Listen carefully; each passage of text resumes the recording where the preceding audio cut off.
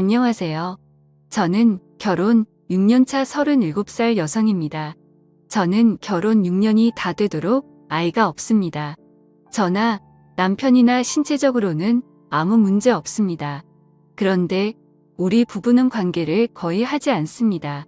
다른 집은 남편들이 밤에 잠을 못 자게 할 정도라는데 제 남편은 그렇지 않습니다. 신혼 초 1년 정도는 부부관계가 그럭저럭 있었습니다. 그런데 우리 부부관계는 갈수록 뜸해졌고 결혼 3년 정도부터는 마치 갱년기라도 맞이한 부부처럼 그냥 삽니다. 서로에 대한 설렘이나 대나 기쁨 같은 것 없이 정말 말 그대로 그냥 한 집의 룸메이트처럼 살았습니다. 같은 침대에 누워 잠을 자도 남편은 제 몸 하나 건드리지 않고 그냥 자고 남편이 왔을 때 샤워를 하고 나와도 옷을 야하게 입어도 제가 투명 인간도 아닌데 쳐다도 안 보고 지나갑니다. 저는 남편한테 사랑받고 싶고 남편하고 장난도 치면서 살고 싶은데 그런 분위기와는 완전히 다르게 흘러가니 자꾸 다른 남편들하고 비교하게 되더라고요. 제 친구 남편은 아내 한 번 안아보려고 온 정성을 다한다고 하대요. 둘이 맞벌이를 하고 있으니 남편 이 옆에 오면 제 친구는 피곤하다면서 남편을 은근히 발로 밀어버리는데 그러면 그 남편은 끝까지 굴하지 않고 밤에 자기 아내 한 번 안아보고 싶어서 퇴근하고 와서 빨리 밥도 차리고 설거지도 하고 청소기도 싹 밀어놓고 당신 피곤하다고 할까봐 내가 열심히 했어 하면서 다리까지 주물러 준답니다. 그러면 친구는 그날 밤 성은을 잊게 해준다고요. 그렇게 남편이 성은을 잊고 나면 또 남편은 아내한테 온갖 충성을 다한다고 하더군요.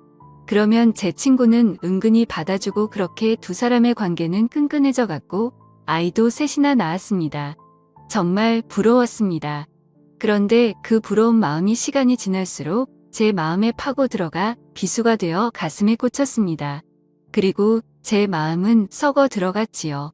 처음에는 부부관계에 크게 관심을 안 보이는 남편을 보고 내 남편은 왜 저럴까? 혹시 여자가 취향이 아닌가? 혹시 양성애자인가? 별별 생각을 다 했습니다. 제가 듣기로는 잠자리에 관심 없는 남자는 없고 남자는 숟가락들 힘만 있어도 잠자리를 하고 싶어 한다고 들었습니다. 그런데 제가 아는 제 남편은 그러지 않으나 처음에는 남편이 왜 그럴까 또 시작했다가 시간이 지날수록 나는 왜 그럴까리로 생각이 바뀌어 갔습니다. 나는 왜 남편이 자고 싶어 하지 않을까? 내가 무슨 문제가 있는 걸까? 점점 남편 앞에서조차 자신 없어지고 제 자신이 작아지는 것 같았습니다. 너무 비참했습니다. 하루는 자존심 다 버리고 남편한테 진지하게 물어봤습니다. 왜 잠자리를 안 하냐고, 내가 매력이 없냐고요. 그랬더니 남편은 자기는 여자하고 잠자리하는 별로 안 좋아한다고 했습니다. 어릴 때부터 아버지가 여자들하고 바람피는 모습 보고 자라서 그것만으로도 충분히 지긋지긋하다고요. 자기가 여자하고 그 짓을 하고 있으면 자기가 괜히 짐승이 된 것처럼 느껴진다고 했습니다. 시아버지가 새 여자를 데리고 집에 올 때마다 자기 눈에 아버지가 짐승처럼 보였다고 하더군요. 새 여자를 데리고 올 때마다 아니 그게 무슨 말이냐 시아버지가 여자를 여러 번 데려고 왔냐고 물었지요. 그랬더니 남편이 하는 말이 자기 친엄마 빼고 새 엄마가 지금까지 4번이나 바뀌었다고 하더군요. 저는 그 소리 듣고 기절하는 줄 알았습니다. 지금 시어머니가 남편의 친엄마가 아니라 새 엄마인 줄은 알고 있었습니다. 하지만 네 번째 새 엄마인 줄은 몰랐지요. 당연히 남편의 친엄마인 본처와 헤어지고 재혼한 걸로만 알고 있었지요. 그런데 제가 아는 시어머니, 남편의 네 번째 새엄마라는 소리를 듣고 하는 소리가 새어나왔습니다. 그래서 제가 남편한테 물었지요. 그럼 시아버지가 재혼을 4번이나 한 거냐 했더니 그렇다고 하더군요. 남편의 친엄마와 헤어지고 처음에 만난 여자는 시아버지하고 같은 직물 공장에서 일하던 14살 어린 여자였는데 시아버지하고 바람이 나서 둘이 따로 살림을 차렸고 두 번째 새엄마는 술집에서 일하는 노개였는데 시아버지보다 5살이나 많은 그 여자가 시아버지를 있는 대로 구워 삶아서 공장에서 만난 그 여자를 쫓아버리고 자기가 자리를 꿰찼다고 하더군요. 그리고 세 번째 만난 여자는 아버지 동네에 같이 살던 과부였는데 평소 시아버지가 그 여자한테 침을 흘리고 고 다니던 차에 그 여자 남편이 죽는 바람에 술집 여자랑 헤어지고 이 여자랑 살림을 차렸다고 했습니다. 그리고 지금 제가 알고 있는 시어머니는 남편의 할머니, 즉 시아버지의 엄마를 간병하러 온 여자였는데 당시 같이 살던 여자는 남편의 할머니가 치매에 걸리게 되자 고생을 바가지로 할 것 같아 도망가 버렸고 그 후 시아버지는 어쩔 수 없이 간병인을 들이게 되었는데 그 여자를 시아버지가 어찌어찌 꼬드겨서 어머니를 간병하게 하고 같이 살림을 살게 되었다고 했습니다. 얘기를 듣는 동안 저는 정말 놀란 입을 다물 수가 없었습니다. 시아버지의 과거가 그렇게 화려한 줄 몰랐지요. 그런 얘기를 결혼 전에 들었다면 저 그 결혼 다시 생각해 봤을 겁니다. 시아버지가 한 번 재혼한 것과 4번 재혼한 것은 완전히 다른 문제였으니까요. 저는 남편한테 결혼 전에 그 말을 왜 하지 않았냐 물으니 물어본 적 있냐고 하더군요. 그리고 그게 뭐 자랑이라고 여기저기 떠벌리고 다니냐고 했습니다. 저 정말 충격받았습니다. 아무리 지나간 일이고 말해서 좋을 게 없다고 해도 이건 말해야 하지 않았나 하는 생각이 들더라고요. 왠지 속아서 결혼했다는 생각이 떠나질 않았지만 지금에 와서 어쩌겠나 싶었지요. 새어머니 이야기는 정말 충격적이었지만 그 얘기를 듣고 나니 남편의 이상한 행동이 어느 정도 조금 이해가 되긴 했습니다. 어릴 때 부모가 관계하는 모습을 보면 그 충격이 오래 간다고 하던데 어쩌면 남편은 그 모습을 본 것일 수도 있겠다. 그래서 부부관계가 별로 좋지 않은 기억으로 자리 잡을 수도 있겠다 싶었습니다. 그런데 아니더라고요. 저는 남편을 너무나 정상적인 사람으로 봤던 겁니다. 남편은 시아버지보다 더했으면 더했지 결코 덜하지 않은 사람이었고 시아버지의 인간 쓰레기 같은 가족력을 그대로 물려받았더군요. 워낙 철저하게 숨기고 본인은 여자와 관계하는 것을 너무나 싫어해서 한데서 저는 그런 줄로만 알았지. 온갖 쓰레기 짓을 다 하고 다니는 남자였습니다. 오죽하면 결혼 6년 동안 전혀 모르고 살았습니다. 시아버지가 바람 피우는 걸 보아와서 그런지 남편은 그것을 숨기고 감추는 게 익숙한 사람이었습니다. 저는 그것도 모르고 제 자신을 자책하고 그 사람을 가여워봤던 게 참 어이가 없었습니다. 하지만 꼬리가 길면 밟힌다고 결혼하고서부터 계속 이어진 더러운 짓이 언제까지고 감추어질 수는 없는 일이었지요. 남편은 중견기업에서 근무 중이며 사주 3교대 근무를 하고 있습니다. 아침 8시부터 4시까지 근무하고 하루 쉬고 오후 4시부터 자정까지 근무하고 하루 쉬고 자정부터 아침 8시까지 근무하고 이틀 쉬는 이런 시스템입니다. 같은 방에서 잘 때도 있지만 늦게 들어오는 날에는 남편은 다른 방에 가서 잘 때도 많습니다. 저도 일을 하고 있고 다음날 아침에 출근해야 하니 저를 배려해서 다른 방에 가서 잔다고 했습니다. 저는 괜찮다고 한 방에서 같이 잤으면 좋겠다고 여러 번 얘기했지만 알겠다고 말만 하고 자다 일어나 보면 남편은 다른 방에서 자고 있었습니다. 그럴 때면 왠지 모르게 외롭고 우울했지만 왜 내 옆에서 안 자냐고 마냥 했을 수만은 없는 일이었습니다. 그러던 어느 날 제가 독감이 지독하게 걸려서 열이 끓어오르고 회사도 못 가게 되었지요. 며칠 동안 밥만 겨우 챙겨 먹을 뿐 아무것도 할 수 없었습니다. 며칠 뒤 독감에서 나왔을 때 남편이 입을 옷이 없다면서 도대체 빨래를 언제 한 거냐고 툴툴거리더군요. 속옷도 갈아입을 게 없다고요. 그러고 보니 빨래를 거의 일주일째 못 돌리고 있었던 겁니다. 그래서 저는 오늘 하루만 그냥 나 가라고 내가 이제 좀 나아졌으며 빨래도 돌리고 하겠다고 했지요.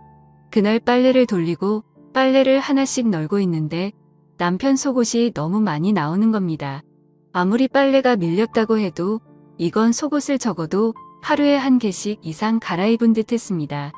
회사에서 속옷을 갈아입을 일이 없을 텐데요.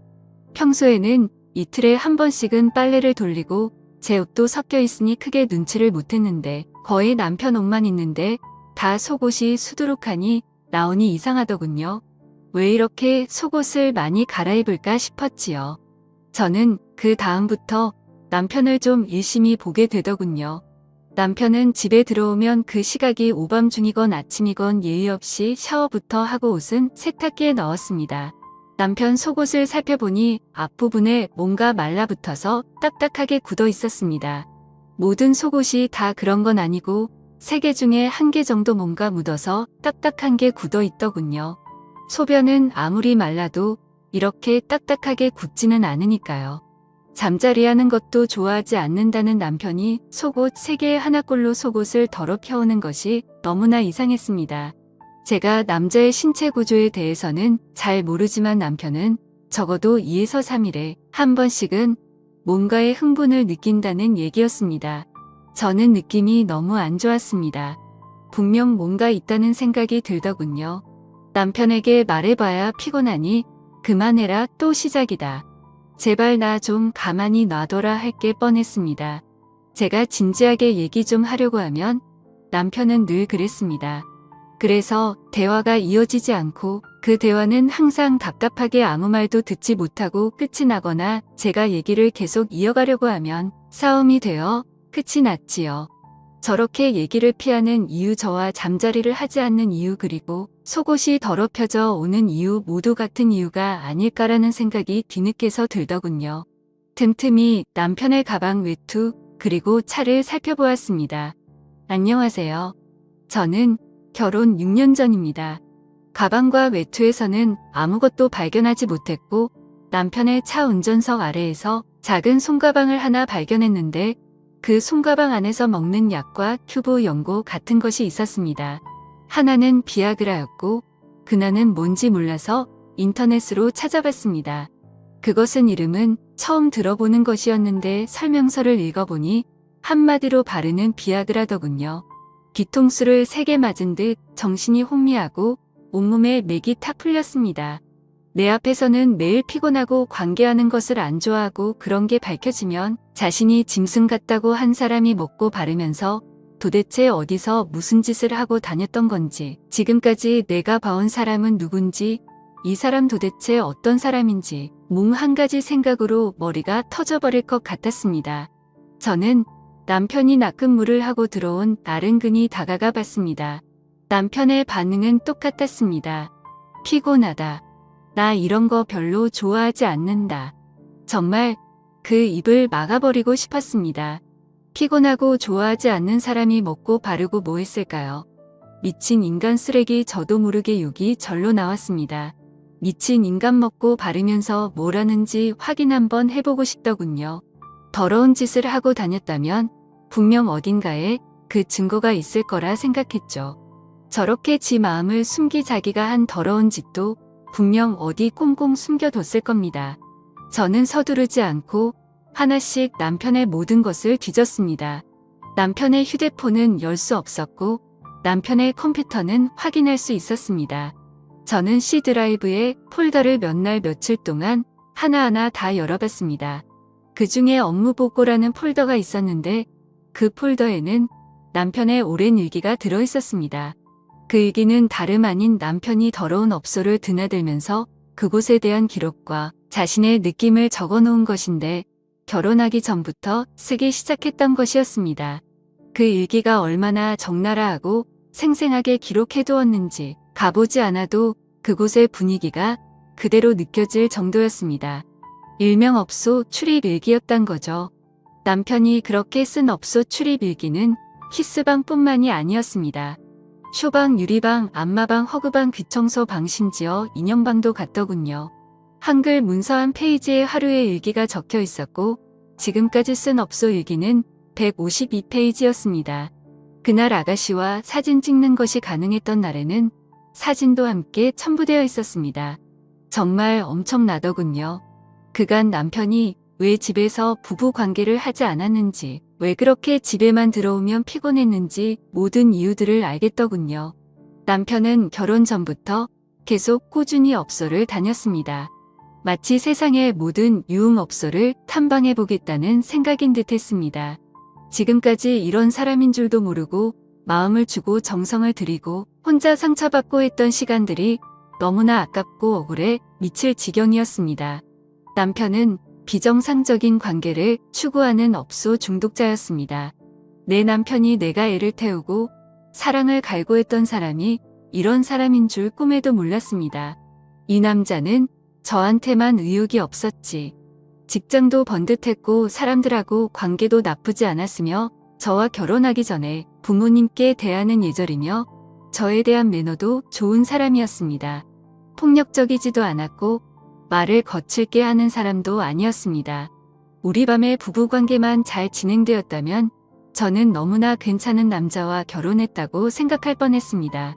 그런데 이런 이상한 사람이었다니 정말 끔찍했고 한시도 저는 이 사람과 한 집에 있고 싶은 마음이 없었습니다. 그리고 너무나 다행이고 감사한 건 우리 사이에 아이가 없다는 것이었습니다. 만약에 아이가 있었다면 시아버지와 남편에 이어 아이까지 어떻게 변했을까 생각만 해도 심장이 벌렁거렸습니다. 남편에게 크게 잊지도 않은 점까지 뚝 떨어져 버렸습니다. 저는 남편이 오기 전에 컴퓨터에 있는 업소 일기를 다 제 메일로 옮겼고 그 집에 있는 저의 모든 짐을 챙겨서 친정으로 와버렸습니다. 그리고 저는 이혼하자는 문자 한마디만 남기고 남편과 연락될 수 있는 모든 것을 차단시켜버렸습니다. 그리고 제가 가지고 있던 모든 자료를 인쇄해서 시댁에 한부, 남편의 누나 집에 한부를 보냈고 그리고 남편 앞으로 남편의 회사 주소를 적어 한부를 보냈습니다. 제가 보낸 우편물이 도착하고 다음날 남편은 제가 있는 친정으로 찾아왔더군요. 얘기 좀 하자고 했습니다. 부모님은 얘기할 것도 없다며 이대로 둘이 갈라서라고 이런 사람 1분 1초라도 더 만날 필요 없다고 하셨지요. 저는 그래도 마지막으로 얘기는 해야겠다 싶어서 그 사람을 데리고 따로 나왔습니다. 친정 근처 공원에서 만났는데 그 남자는 자기가 미안하다, 잘못했다고 하더군요. 앞으로 업소를 끊고 잘 살아보겠다고요. 바보 천치가 아니고서야 그 말을 누가 믿나요? 그 말은 못 들은 걸로 무시하고 제가 물었습니다. 나랑 결혼은 왜 했어? 진심 궁금해서 물은 것이었습니다. 그런데 남편은 뭐라고 말도 못하고 가만히 있더군요.